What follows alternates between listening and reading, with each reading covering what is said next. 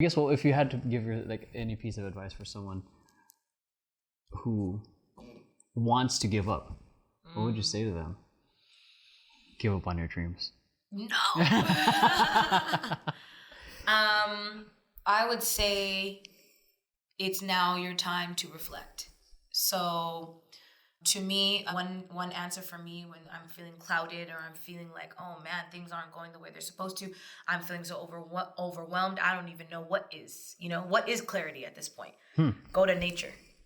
Literally go to nature on your own and just meditate. You don't have to meditate in the same way that everybody else does. It doesn't have to be close your eyes and listen to it's not like that. Sometimes my meditation is just sitting there and keeping my eyes open, but allowing my thoughts to come through and form inside my head and giving it a response. Don't just let it pass. Like, think about it, deeply think about it, and start to do your own assessment of where you are currently. And maybe it's not giving up per se the whole thing, but maybe it's giving up a certain attitude or behavior, giving up being around a certain person, around certain people, giving up a habit that you started to form that isn't serving you well, or giving up on your attachment to not succeeding. I love that. So attachment. Exactly, because sometimes we're actually attached to failure. You know what I mean? But not attached because you want to like fail and learn from it because you just think it's never going to happen. Well then, don't be surprised when it doesn't. Yeah. You know? But yeah, definitely go to nature and go on your own and really go into yourself and think about what it is. Don't give up, but figure out what are the things that you do need to give up in order to get going and go up. Yeah, that just definitely reminded me of when I was, there's this trail that my son really wanted to go to. And I'm like, all right, I want to check it out before I take him. Yeah.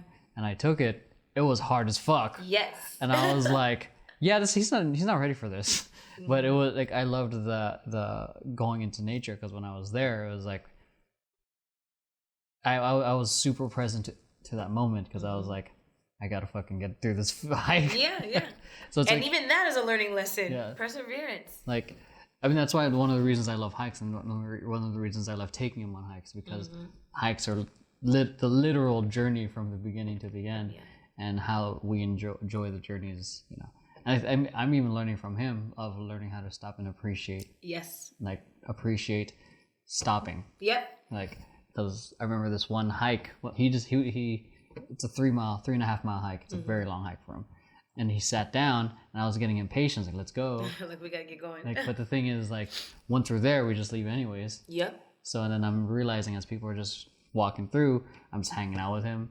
And then like, oh, this is really, really nice right now. Yep. And he's enjoying it, relaxing. Like, this is what it's meant. Yeah. This is what it's about. Enjoy the ride. Yeah. It really means. Like, yeah, enjoying where you're at. And even though you're not at your destination yet, you know, your pit stop is just as beautiful as the journey and then the ending. Yep. It's really appreciating it. So that's why, I love hiking. Like, hiking is amazing. Like, maybe not the hardcore hiking yet. I'm not one of those, I haven't reached that level, but the simple ones I can enjoy with my son. Yep. Like, those are fun. So you're